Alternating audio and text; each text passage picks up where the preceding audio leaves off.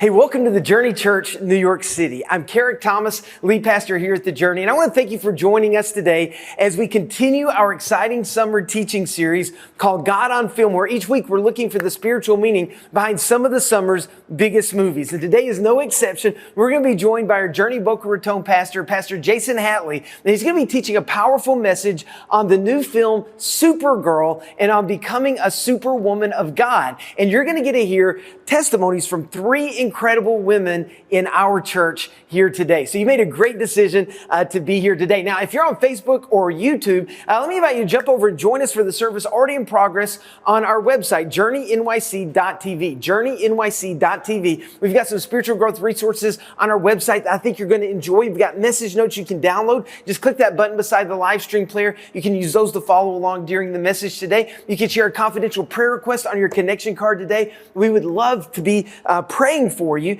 And speaking of your connection card, let's take a moment and fill out our connection cards right now, because that's where you can take some spiritual next steps and find out different ways to get plugged in. And we ask everyone to fill out a connection card each week. So just scroll down below the video player. If you're on your mobile device, you might have to minimize the video first. But as you scroll down, you'll see your connection card. If you're a member or regular attender, at least fill out your name and email address before you click submit. But if this is your first time at the Journey, if you're a first time guest with us, I want to welcome you. I'm excited that you chose today to check out the Journey for the first time. I think you're going to have such a meaningful experience with us today. All that we ask is that you take a moment and fill out as much information on your connection card as you feel comfortable sharing. You'll notice there's a drop down that says, are you a first-time guest, second-time guest, regular attender, or member? Please check the one that's right for you there. And then you'll see the question, how did you hear about the Journey? Whether a friend invited you, you found us online or on social media, please let us know that. And if you scroll down, you'll see some other next steps and different ways that you can get plugged in. I want to draw your attention to just a few of those ways that you can get connected. One of those is this is the last Sunday you can get plugged in to a summer growth group at the Journey and join almost 600 other people who are growing in their faith, meeting some great new friends, and having a great time. There are groups of 15 to 20 people. They meet just once a week between now and the end of August. If you want to find out more and really invest in your faith, just click that button beside the live stream player or go to journeynyc.com/groups. Last chance that you have to get into a summer growth group. Don't miss out. So many great options to choose from. And also coming up in just a couple of weeks on Sunday, July 12 is our No Excuses membership class. And we're calling it No Excuses because we're providing a free lunch for you. We're providing free childcare for you. And it's during our 1 o'clock service. So just attend the 11:30 a.m. service in Times Square that day and then walk over after and join us for the No Excuses membership class. If you've been putting off becoming a member at the Journey, no more excuses. It's an important spiritual step to get connected to a church family. So check that next step. I'll send you that information. It'll be from 1 to 3:30 that afternoon on July 12. And then also, I want you to circle the date on your calendar coming up on Sunday, July 19. We're bringing back the free movie ticket giveaway. It was such a hit at the kickoff of God on Film that we're bringing it back on Sunday, July 19. We're going to have free AMC movie tickets for every first-time guest and the person who brings them. I know you're at church online here today, but let me encourage you, be in person at the AMC Empire 25 Theater, 10 a.m., 11:30 a.m., or 1 p.m. on Sunday, July 19th. Bring a friend, a family member with you. We'll have a free AMC movie ticket for you and one for the friend that you invite as well. It's a great opportunity to invite people in your life who don't normally go to church, and you'll be blessed by that as well. It's such a big deal that we're also on that Sunday having a special fourth service, a 6 p.m. service at our Faith and Life Center on 37th Street. So if you can't make the earlier services, you can join us for a special 6 p.m. service that day. So I hope you'll join us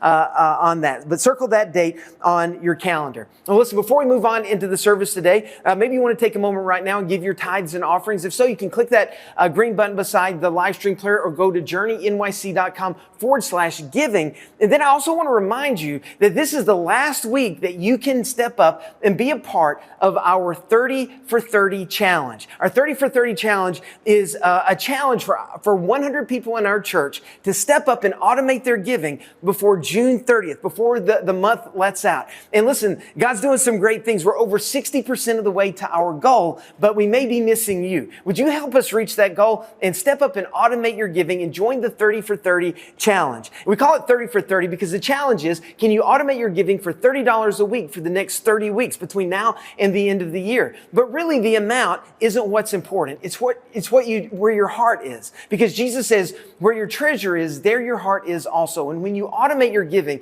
you're showing that Jesus is in first place. So whether you say, I can automate $2 a week, or I can automate $5 a month, or maybe you can do a lot more than that. The point is that you get started and you showed God that He's in first place. So would you help us reach our goal right over the last few days and join the 30 for 30 challenge? All you got to do is go to journeynyc.com/30 and you can get started there. Thank you for being a part of that and supporting the ministry of the Journey Church in that way. Well, in a moment, Pastor Jason is going to continue our God on Film teaching series. We're looking at the film Supergirl and becoming a superwoman of God. But before we move on to that, let's take a moment and pray together. Would you bow your heads with me?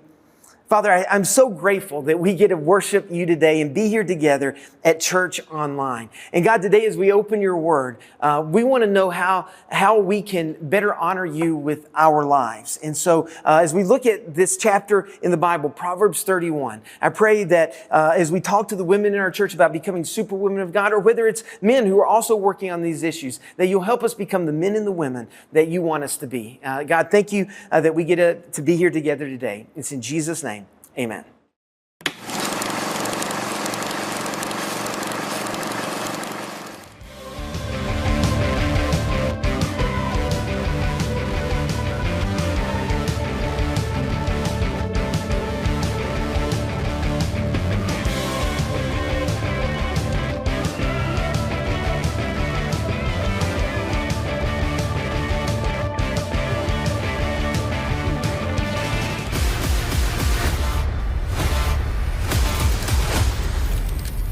Okay, this does not look like this is gonna end well for you guys.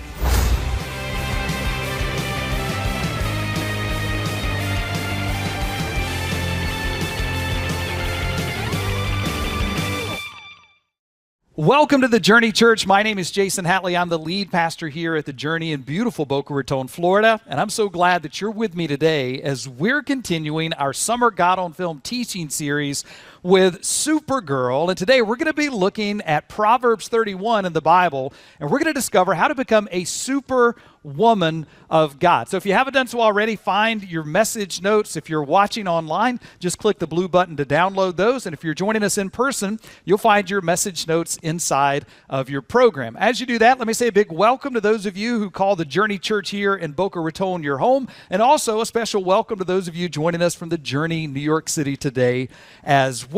Now, today, you're going to hear from some amazing women in our church, and they're going to help us teach 5 practices for becoming a super strong woman of God. And we're going to be looking at Proverbs chapter 31 in the Old Testament of the Bible. Now, if you're a guy, right now you may be thinking, oh, great, I came to church on Women's Sunday. But listen, guys, I want you to stick with me today. First of all, on Father's Day, we're looking at the Mandalorian and spiritual battles that every man must win. So, hey, turnabout is fair play. But then, not only that, the biblical principles we're going to talk about today, you can apply them to your life as well to become a godly man, a strong man of God. And then, most importantly, guys, we need an understanding of who the women in our lives are and what makes a godly woman, so that we know how to support them and encourage them and stand with them and pray for them and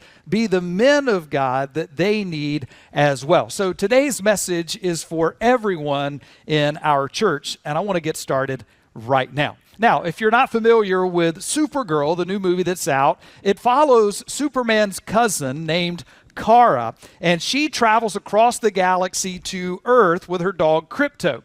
But after encountering a tragic event, she sets out on a journey of revenge revealing a darker, more hardened version of the superhero than we're used to seeing. And so in many ways, Supergirl changes the narrative of what a superhero looks like. She's a very different kind of superhero than Superman.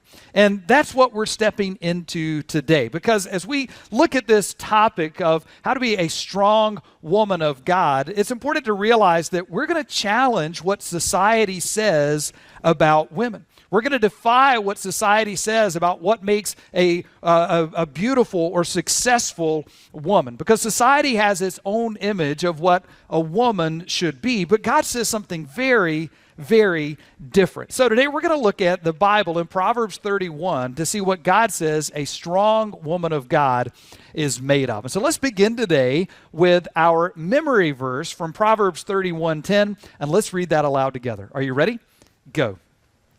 Charm is deceptive, and beauty does not last, but a woman who fears the Lord will be greatly praised. Now, this is an important verse because it says that your identity and your value and your worth, they're not found in your personality or your appearance or how successful you are in school or your career or all of these worldly expectations. Rather, your value, your worth is found in your relationship with God. It's found in your relationship with the one who created you. And unfortunately, we buy into all kinds of definitions about ourselves, men and women alike, and we find our worth and our value in the wrong things. In fact, in your notes, here are 3 areas where we often define ourselves that are actually incorrect. The first is, I define myself by my relationships. And so that's a destructive way to define yourself by your relationships, or I guess I could add, your lack thereof. And so this is the person who, when a relationship ends, they feel lost. They don't know what to do because their identity was so wrapped up in that relationship that they don't know how to be apart from that relationship and continue on. Or it's the person who's worried about finding Mr. Right or Mrs. Right. It's the person who's struggling to be happy because her life feels like she's missing something, maybe because she's not married yet. But listen, there's only one relationship in life that is worth defining you, and that's your relationship with your Heavenly Father, your relationship with God. Now, the second destructive way that we often define ourselves is I define myself by my role. I define myself by my role. And this is the person who defines themselves by what they do, by their level of success, by their grades in school, by their career. You find your identity in your job. And if your career were to go away, or if you were to lose your job, you would somehow lose your identity and your sense of who you are. Or maybe you find your identity in being a mom and you wonder, what am I going to do when my kids grow up and they move away from home? Because your identity is wrapped up in that. Or maybe for some of you women here today, maybe right now you feel like a failure because you've not yet been able to have children. But listen, there's only one role that is important enough to define your life, and that is your role as a child of God, as a daughter of the High King, as a son of the Almighty God. And that's an important way to define ourselves. Now, the third destructive way to define yourself is I define myself by my reflection. By my reflection. And this may be the most destructive way that we define ourselves because our culture puts such an emphasis on our external appearance, right? I mean, the image that you see in the mirror, the carefully curated images that you post on Instagram that are always the perfect lighting, always the perfect shot, that always make you look like you're happy and have it all together. And it is true. Women are put under a microscope in this area in ways, guys, that we are not. But listen, there's only one opinion that's important enough to define your life, and that is God's opinion of you. You see, you can have great relationships. You can be super successful. You can be beautiful by the world's standards, but you'll always be insecure if you allow those things to define your life. Because you're basing your identity on something that can be taken away from you rather than the everlasting, never-changing love of God. And here's the truth. Your value and identity are not found in a relationship, in a role, or in your reflection in the mirror, but in the fact that you are uniquely made, personally known and specially loved by the God of this universe. That's what defines who we are. And when you find your identity in Jesus, then you're able to develop these qualities of a strong woman of God that we're going to talk about today from Proverbs 31. Now, Proverbs is a book of wisdom literature. It's found in the Old Testament of the Bible. Much of Proverbs was written by King Solomon, and biblical scholars debate whether Proverbs 31 was written to instruct women on how to be godly or to instruct men on how to find a godly woman. So whoever the intended audience, today I want to show you from this powerful chapter of the Bible 5 practices of a super strong woman of God from Proverbs 31. And listen, as we begin this today, let me just say, maybe you've never thought of yourself as a strong woman of God. And listen, that's okay, because you don't have to be perfect. You don't have to already display all of these qualities that we're talking about today in order for you to grow into a strong woman of God. And that's what I want to help you do today as we look at this powerful passage from Proverbs 31. So let's talk about 5 practices of a strong woman of God. Here's the first one in your notes. Write this down. A strong woman of God practices integrity. A strong woman of God practices integrity. So the first description we find for a strong woman of God in Proverbs 31 is that she is a woman of virtue, a woman of integrity, not a woman who says one thing and then does another, but a woman whose values and actions are aligned. And you know, in the world in which we live, it's so easy to say and act in one way on Sunday and then to live totally separately than that in a totally different way for the rest of the week. To compartmentalize your life so that you follow Jesus in one area but then ignore Jesus in all these other areas. But that is a misaligned life. That is a life that lacks integrity.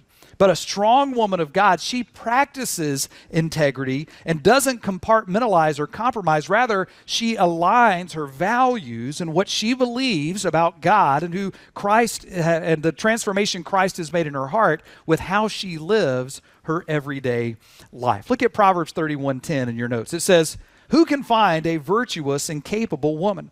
She is worth more than precious rubies." And I know one important area of virtue, integrity, both for men and for women, especially in today's culture, is the area of sexual purity.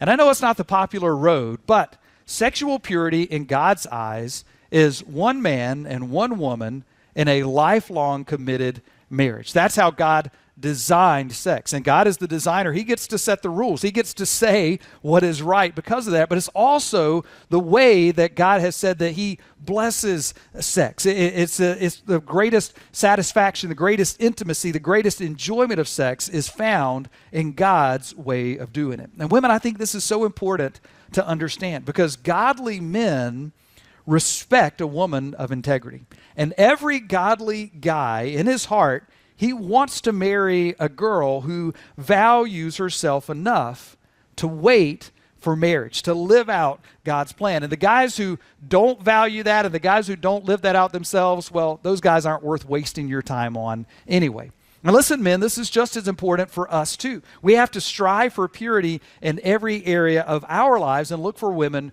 who are committed to do the same. Now, you may say, Jason, wait a minute, you don't understand.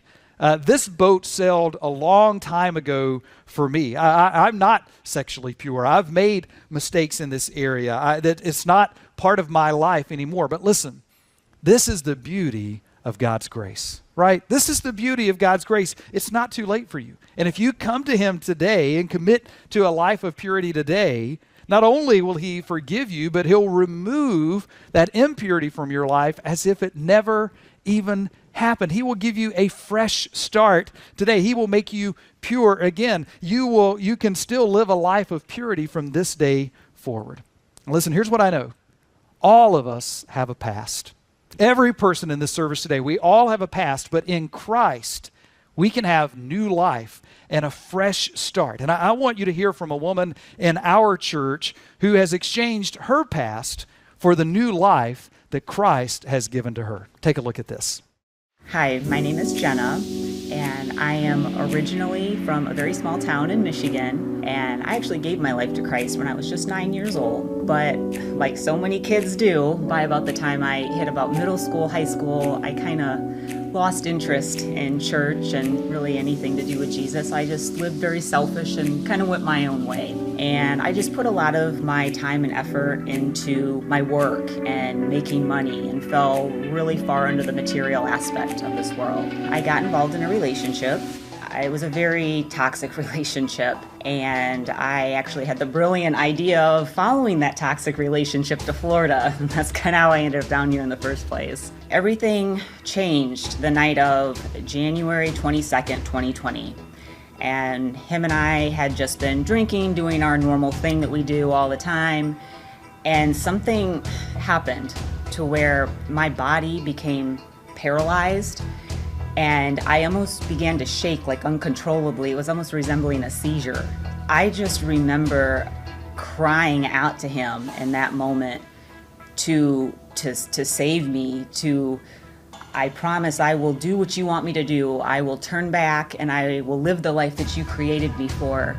I said, I don't think I've ever been so scared in my entire life. You could almost say I got scared straight back to Jesus. You know, the road has not been easy, honestly. There's been a lot of difficulties, but I will tell you, it is the best decision I have ever made. All those things I was trying to fill, those voids inside of me from all these outside things, the money, the people, the work, all the stuff that doesn't matter. And in fact, it makes things worse. It was a hole inside of me that only Christ could fill. He continues to work on me every single day. I mean, I'm never going to reach the point of perfection. None of us will. But I can tell you the amount of joy and peace and just freedom that I now experience as he's healing that is absolutely undescribable. So that's the first practice of a strong woman of God. A strong woman of God practices integrity. Now, here's the second practice in your notes. Write this down. A strong woman of God practices resilience. A strong woman of God practices resilience.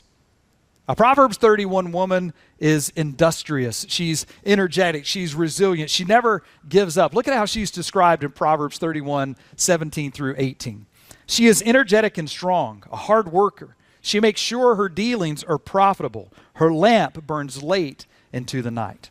Now, a Proverbs 31 woman realizes that she's not perfect and that life is not perfect. And it's not always going to go the way that you want. And whether it's with her career or her family or her health, she realizes there's going to be times when life is unfair, when it doesn't go to plan. But during those hard times, she doesn't give up. Instead, she finds her strength in the Lord. That strength that comes from following Jesus, she finds that and she endures with resilience. I want you to hear from another woman in our church who, during some hard times in her life, some struggles in her life, she leaned on God's strength and she learned to thank God for the blessings in her life. Take a look at this. Hi, I'm Kay Trinidad Carnes. I am wife to my incredible husband, Mike Carnes. I'm also mother to our kids, Nisa, who's almost 5, and Trinidad, who's 3 years old. And I'm also a performer. I performed all around the U.S., multiple productions, and I've been so blessed to be able to be into original Broadway casts. Life as an actor is definitely riddled with fear and doubt, but what I have learned is that you really need to trust in God and His will for you. And when I've done that is when the most amazing, unexplainable things have happened to me. Actually left college early, a year and a half early. I booked a show, my first professional show. That show came and went, and I soon learned that the business is unstable and it can be taken away from you really quickly. There was even a time where I was unable to make rent, and I prayed. I said, God, please help me make enough money so that I can pay rent this month. And I got an offer for a new show. Eventually I booked my first Broadway show, which was the original Broadway cast of The Little Mermaid. The next show that I booked on Broadway is an incredible story of really trusting in God and His will for me. The show Hadestown, still playing on Broadway for the past 7 years. I'm so blessed to be a part of. I first saw it in Canada and then in London before it came to New York City on Broadway. I really, really wanted to be one of the Fates. I knew it in my heart, like that's the role I really want to play. I went through rounds of auditions and so grateful to God I got an offer to understudy actually Persephone and the Fates. You would think you'd be so excited to do that, and I was. But I was also equally, if not more, disappointed that it wasn't actually the role of Fate. I went to God and I prayed and I said, God, if this is your will for me, then your will be done. I graciously accept and I will do the best that I can in this role. A couple days later, I got a call in to help with an audition to audition another Fate, someone who wanted that role. And I was happy to help somebody else succeed and get a role in this show as well. So I went in, I looked down at my music, I didn't want to take away the stage from this person, and I sang harmony. And then the creative team, after we did that, said, hey, perform it. And so I did, and then a couple days later, I was offered the role of Fate. That is something only God can do. He was waiting for me to fully let go and trust in Him. The only constant and the only stability in life is really putting my faith and trust in God and His will for me, my family, and our lives. And no matter how low and sad it can get, He's the one that comforts me, and I know that there is light at the end of the tunnel, come what may, whatever comes our way. So a strong woman of God practices resilience. Now, here's the next practice in your notes. A strong woman of God practices compassion. She practices compassion. And you know, compassion is oftentimes viewed as more of a feminine quality, and a lot of people look at compassion actually as weakness, but compassion is really a sign of strength. I mean, think about it. Compassion is when you have the power to ignore or control or push down, but instead you use that power to listen and serve and to love. And Proverbs 31:20 says this, she extends a helping hand to the poor and opens her arms to the needy. So a Proverbs 31 woman pays attention to the needs of the less fortunate and is unselfish with what God has blessed her with. But that compassion doesn't just stop with community service. It extends beyond that to her family, her friends, her coworkers, her classmates, her roommate, and how she treats all of the people in her life. Proverbs 31:26 continues, she gives instructions with kindness. Now, if you have your pen handy, circle that word kindness. I love this because this is a picture of patience and understanding. When talking with someone that she has power over, whether that's in her career or with her kids or her family, she practices self-control. She doesn't let her temper and her emotions guide her. Instead, she doesn't lash out. She shows kindness. So a strong woman of God is compassionate, not because she's just naturally nurturing. She's compassionate because she follows a Savior who loved the outcast, who welcomed children, who forgave sinners, who met needs, who loved his enemies, who experienced the highs and lows of life along with his friends, and who prayed for the people who crucified him. You see, the reason that you and I, men and women alike, can express compassion to other people is because of the compassion that we have received from our Heavenly Father. And a Proverbs 31 woman makes the world and every person that she knows better because she is compassionate. Not only that, here's the next practice. A strong woman of God practices wisdom. A strong woman of God practices wisdom. Now, sometimes we get wisdom and knowledge mixed up, so we don't want to do that here. Knowledge is based on facts. It's temporal, right? So knowledge is important, but knowledge doesn't make you wise. Wisdom, on the other hand, is based on eternal principles that last from age to age. And so wisdom is not just having knowledge, rather it's having the insight and judgment to make wise decisions on the knowledge that you have. And God is the source of all wisdom. And that's why a strong woman of God practices godly wisdom every day, and that wisdom comes from spending time in God's Word. God's Word is the source of wisdom for your life and for mine. And so if you will spend time reading God's Word and applying God's Word to your life, you will make wise choices.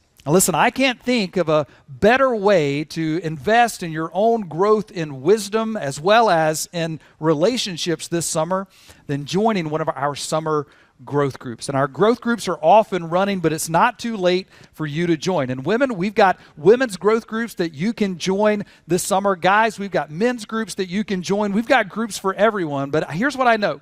If you will intentionally put yourself in a place this summer once a week to meet with other people from our church, to discuss the wisdom of God's word, you will grow in wisdom this summer. You will be wiser and stronger and more faithful because of it. So to sign up for a growth group, just click that growth group button by the live stream player. I encourage you to find your group today. Now, one of the other key areas where I think all of us can agree that we need wisdom is in the area of finances. And look at what Proverbs 31 says about how a strong woman displays wisdom in her financial dealings. Beginning in verse 16, it says, "She goes to inspect a field and buys it. With her earnings, she plants a vineyard.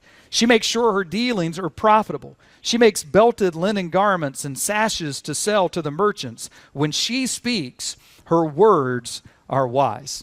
Now, I know what some of you are thinking right now. You're thinking, okay, Jason, I don't really buy fields and vineyards, and I don't really plant, and I'm not really into crocheting and knitting. But listen, that's not exactly what Proverbs 31 is saying. Remember, when these words were written, a family's wealth, a family's business was tied up in their land, in their crops, and in the things that they made by hand. So what Proverbs 31 is really telling us right here is that a strong woman of God, and a strong man of God for that matter, manages money well.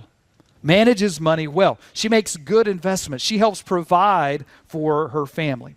And I want you to hear from another woman in our church who has learned to practice godly wisdom for herself, her career, and her family as well. Take a look at this.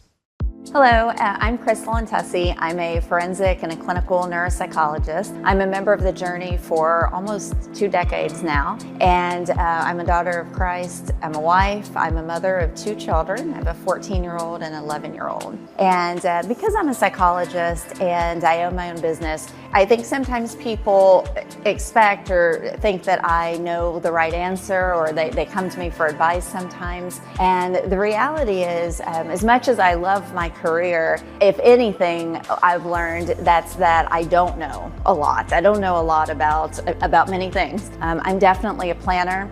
I still use a paper planner, and so if you looked in it, you would see that I have events scheduled already for 2027. And throughout life, God's placed many events in my life, like I'm sure it has for all of us, that's made me realize that He's the ultimate person. He's the ultimate one in charge of my planner. Even reflecting back on COVID, if you lived here in New York City, it was a really scary time, and a time when it felt like, especially initially, we had very little control. I rely heavily on Jeremiah 29:11. I know the plans I have for you, to do no harm and to help you prosper and feel hopeful for the future. There are many times when it's really challenging trying to juggle work, trying to juggle being a parent, especially as I have a teenager and a soon-to-be teenager, and being married. And all of these are great blessings and also come with a lot of challenges. And so to those who've been given many blessings, we have a great responsibility. And so I try also to sort of reframe the stressors and the challenges.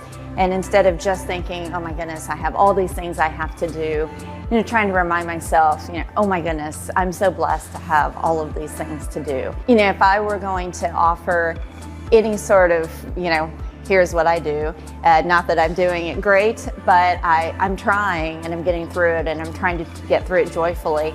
That is that I start every day with prayer and thank God for all the blessings I have. And I think that's important, to pray and to be grateful. COVID and as I've mentioned, many life events teach us that we don't really know how long we have on this earth, and it's our responsibility to try to spread God's word, and we can do that through our actions. And that helps me balance what feels like really chaotic days. I would say that if you're going through a time in your life or a season in your life when you're feeling very overwhelmed, just to remember that God is here for all of us, and He does have the master plan, the master planner or calendar of our lives, and that He is there to do good for us, and that He's going to give us hope for the future. So let's go back to Proverbs 31, because today we're talking about how to become a super strong woman of God. A Proverbs 31 woman practices integrity, resilience, compassion, wisdom. And then here's one final practice I want to share with you today in your notes. A godly woman practices faith. A godly woman practices faith. And all of these traits that we've talked about here today, they don't grow in you just by trying harder. These traits develop within a woman whose heart seeks after the Lord, who wants to honor the Lord in every area of her life, whose value comes not from her relationships, her role, or her reflection, but from her faith in Almighty God.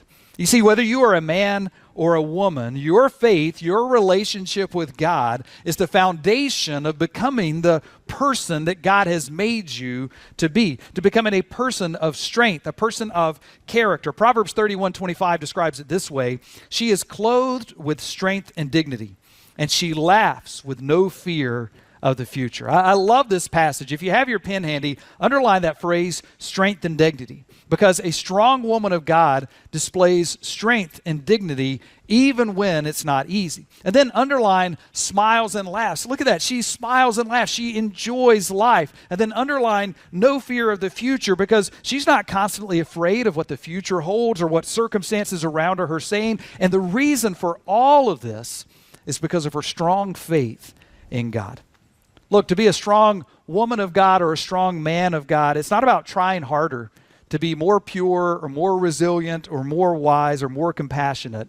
It's about trusting God and allowing Him to make you more and more like His Son, Jesus. And I know that many of us want to live with integrity only to compromise our values again and again when temptation rears its ugly head. Many of us want to be resilient only to find ourselves cowering away when fear and stress enter into our lives. Many of us want to be wise, but we fall into the trap of substituting the world's pleasures for the wisdom of living for God and the eternal things that He cares deeply about. And here's what I believe. I don't think there's a woman here today who doesn't want to be a strong woman of God, who doesn't want to be a woman of integrity and resilience and compassion and wisdom and faith. A woman who wants to be the kind of person that her friends and her husband and her kids and her grandkids and her family say of her what Proverbs 31:29 says. In fact, let's read this passage aloud together. Are you ready? Go. There are many virtuous and capable women in the world, but you surpass them all.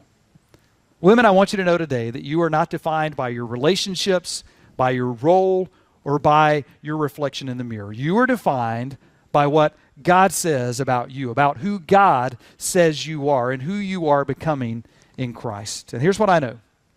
Somewhere in this service today is a woman who's trying to hold it all together, trying to hold her family together. Somewhere in this service today is a woman who's carrying burdens that none of the rest of us know about. Somewhere in this service today is a woman wondering if she has what it takes, wondering, can she really be a strong woman of God? And here's what I believe God is saying to you today. God is saying to you today, I love you. I created you, and I'm not done working on you yet. So don't give up. Don't give up on me. Don't give up on yourself. Don't give up in the face of the struggles and the circumstances that are in front of you.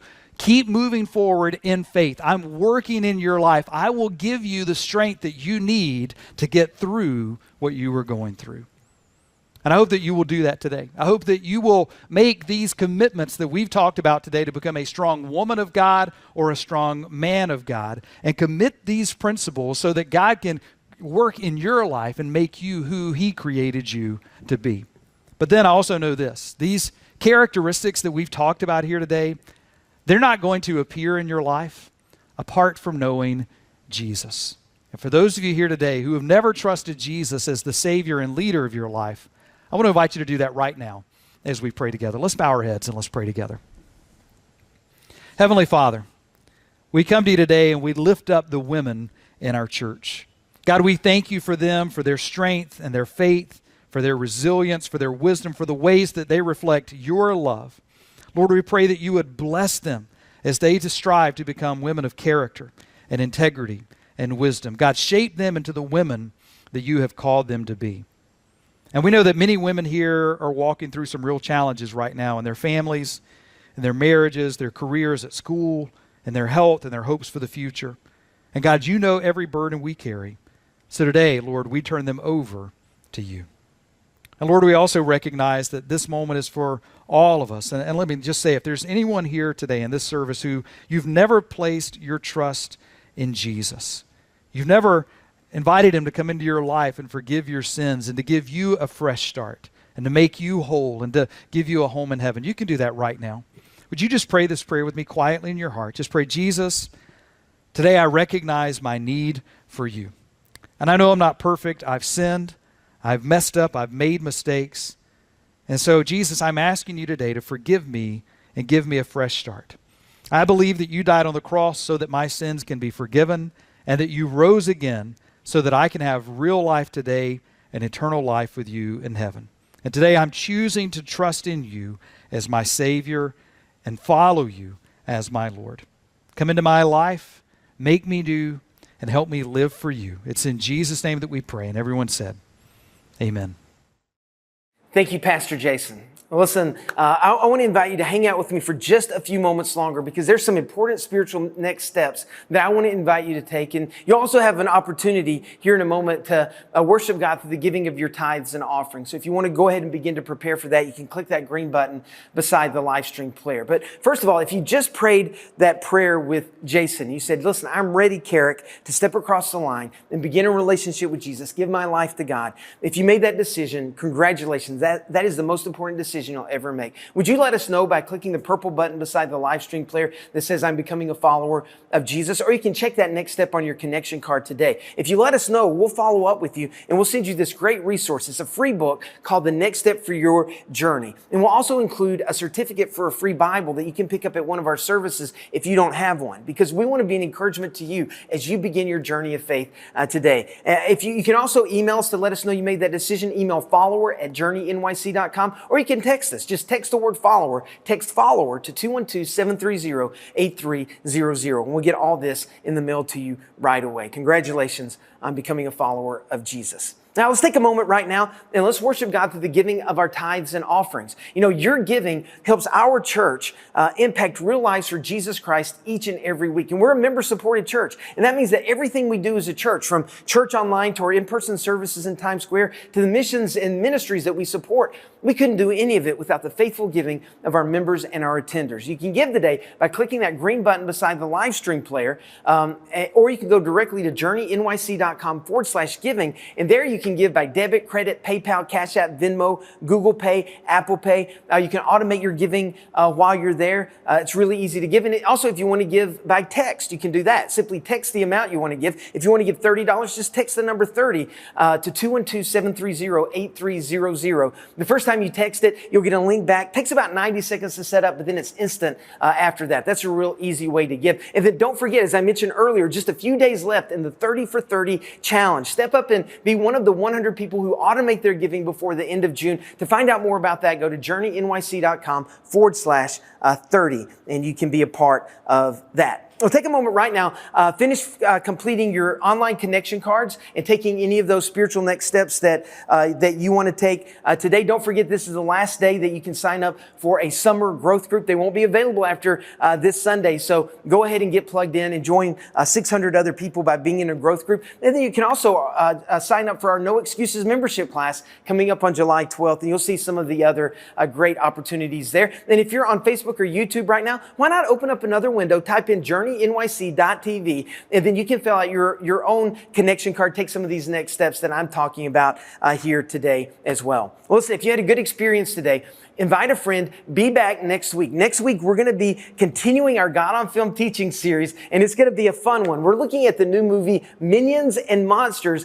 and we're going to look at facing my fears with faith. Whatever your biggest fears are, we're going to look at how Jesus wants to overcome those fears with a greater faith. And you don't want to miss this, I promise you. If you can, join us in person next Sunday. Remember, we meet every Sunday at the AMC Empire 25 Theater in the heart of Times Square at 10 a.m., 11:30 a.m., or 1 p.m. And we'd love to see you there. If you can't make it in person, don't worry. We'll be right back here at Church Online next weekend. Have a great week this week. Know that you're loved and you're appreciated. God bless you.